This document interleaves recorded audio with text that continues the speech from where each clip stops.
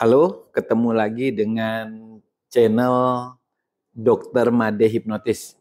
Channel yang membahas seputar kesehatan dan dunia hipnoterapi. Kali ini kita membahas tentang kondisi kesehatan diabetes. Mungkin kalau teman-teman tidak tahu diabetes itu apa, diabetes itu dikenal dengan nama sebutan penyakit kencing manis atau penyakit gula. Mungkin kita menyebutnya kencing manis karena sebagian orang yang mengidap penyakit diabetes itu biasanya kencingnya kalau mengendap itu dikelilingi oleh sekelompok semut. Karena pada orang diabetes ternyata kencingnya mengandung gula. Kalau kita periksakan ke lab ya, biasanya di air kencing pada penderita diabetes itu ada kandungan gulanya. Nah, kenapa disebut penyakit gula? Mungkin karena pada orang diabetes nilai gula darahnya sangat tinggi, lebih dari nilai gula pada orang-orang yang tidak diabetes. Nah, kita menyebutnya sekarang pada VT ini adalah penyakit diabetes saja ya, tapi intinya sama dengan penyakit gula atau penyakit kencing manis. Nah, teman-teman, ketika kita mengidap penyakit gula atau diabetes, kalau tidak dikontrol dengan baik, maka bisa saja suatu hari entah beberapa tahun kemudian kita akan mengalami komplikasi kondisi yang lebih parah daripada sebelumnya. Misalnya kita mengalami kerusakan ginjal. Bayangkan teman-teman ya, kalau kerusakan ginjal biasanya itu bisa berakhir dengan kerusakan yang permanen. Bahkan orang bisa menjalani program cuci darah. Yang kedua mungkin yang ditakuti adalah penyakit jantung koroner. Nah, kalau penyakit jantung koroner karena ini mengenai jantung, pusat kehidupan, kalau jantungnya berhenti, maka kehidupannya juga bisa berhenti. Nah, pentingnya mengendalikan gula darah adalah mencegah jangan sampai kita mengalami komplikasi berupa penyakit jantung koroner, kemudian kerusakan ginjal, dan yang ketiga yang ditakuti juga adalah komplikasi berupa stroke. Nah, diabetes itu bisa menimbulkan kerusakan selain tiga itu banyak sekali. Tapi dokter menyebut tiga itu karena tiga itulah yang paling sering ditakuti orang. Nah, kenapa seseorang menderita penyakit gula atau diabetes? Nah, mungkin kita akan berpikir karena banyak makan yang manis-manis ya. Sebenarnya tidak secara langsung ya. Orang yang menderita penyakit gula itu disebabkan karena organ yang disebut pankreas ya, itu mengalami kerusakan. Nah, padahal pankreas ini berfungsi menghasilkan zat yang disebut dengan hormon insulin. Nah, hormon insulin inilah yang bertugas mengendalikan gula darah dalam tubuh manusia. Kalau pankreasnya rusak, berarti pankreasnya tidak mampu menghasilkan insulin. Itulah yang membuat gula darahnya naik pada orang diabetes. Nah, penyebabnya pertama adalah kelebihan berat badan. Kalau orang lebih berat badan, biasanya terjadi perlemakan. Perlemakan di organ-organ seperti hati, ya jantung, termasuk organ pankreas. Itulah yang membuat terjadi kerusakan pada pankreas pada orang yang kelebihan berat badan. Nah, penting sekali mengurangi, membuat berat badan kita seideal mungkin dengan tujuan apa? Mencegah penyakit diabetes. Penyebab yang lain, rokok, alkohol ya. Kemudian kurang gerak. Nah, kurang gerak ini juga salah satu penyebab daripada diabetes. Jadi teman-teman sering-sering bergerak ya, sering-sering olahraga.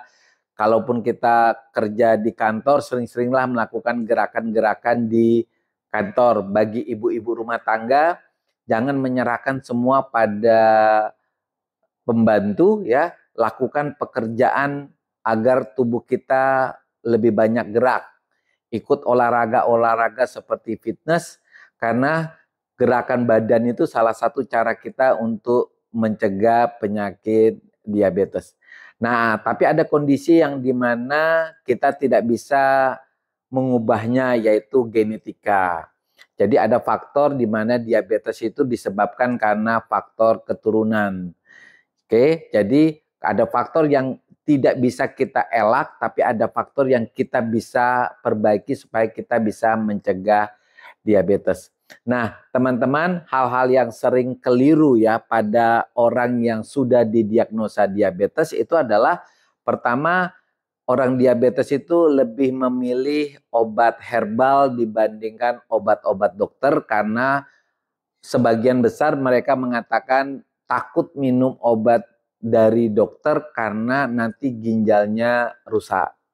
Oke, teman-teman ya, kalau obat-obat yang dokter berikan itu adalah obat-obat yang aman buat ginjal. Nah, obat-obat gula itu harus diminum jangka panjang, bahkan bisa seumur hidup. Nah, tujuan pengobatan gula ini justru mencegah kerusakan ginjal ya. Jadi jangan dibalik. Justru ketika kita minum obat-obat gula yang dari dokter itu justru untuk mencegah kerusakan ginjal. Yang penting ketika Anda minum obat gula, itu gula Anda benar-benar terkendali dan terkontrol. Jadi bukan cuma minum obat gula, tapi hasil daripada minum obat gula itu bisa membuat gula Anda terkontrol.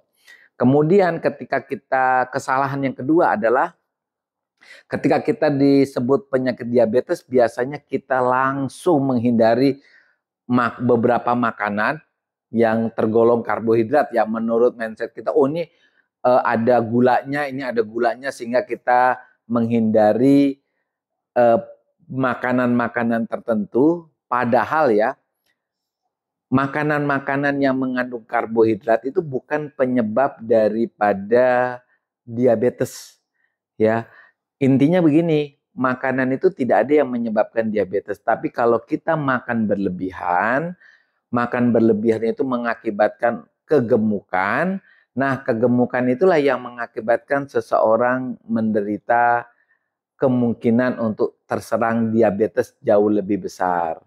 Jadi teman-teman, dua hal ini yang sering menjadi kekeliruan pada orang diabetes. Satu adalah minum obatnya dokter secara terus-menerus bisa membuat kerusakan ginjal. Ini kesalahan yang pertama. Yang kedua, menghindari makanan-makanan yang mengandung karbohidrat karena dianggap mengandung gula, nanti membuat gula darahnya tambah tinggi. Ini adalah kekeliruan yang kedua. Yang topik yang kita bahas terakhir adalah bagaimana sih yang bisa kita lakukan ketika kita menderita diabetes. Jadi teman-teman, ini ketika teman-teman menderita diabetes, apa sih yang kita harus lakukan? Pertama, kita bicara soal diet ya. Diet itu ditujukan untuk agar teman-teman yang menderita diabetes itu bisa saja mencapai berat badan ideal. Jadi tujuan daripada diet pada orang diabetes bisa mencapai berat badan ideal. Jadi orang diabetes itu boleh makan lebih bebas ya. Misalnya boleh nak makan nasi putih, boleh, makan daging boleh, makan ikan boleh. Intinya jangan berlebihan. Makanan itu ditujukan supaya berat badan teman-teman itu bisa mencapai berat badan yang ideal. Karena kalau berat badannya ideal, pengendalian gula darahnya jauh lebih bagus ya, lebih mudah. Nah, berat badan ideal seperti apa sih? Nah, berat badan ideal itu adalah, kalau kita ukur ya, berat badan dalam kilo dibagi tinggi badan dalam meter pangkat 2. Kita harus bisa mencapai nilai antara 19 sampai 22. Nah, itu disebut berat badan ideal.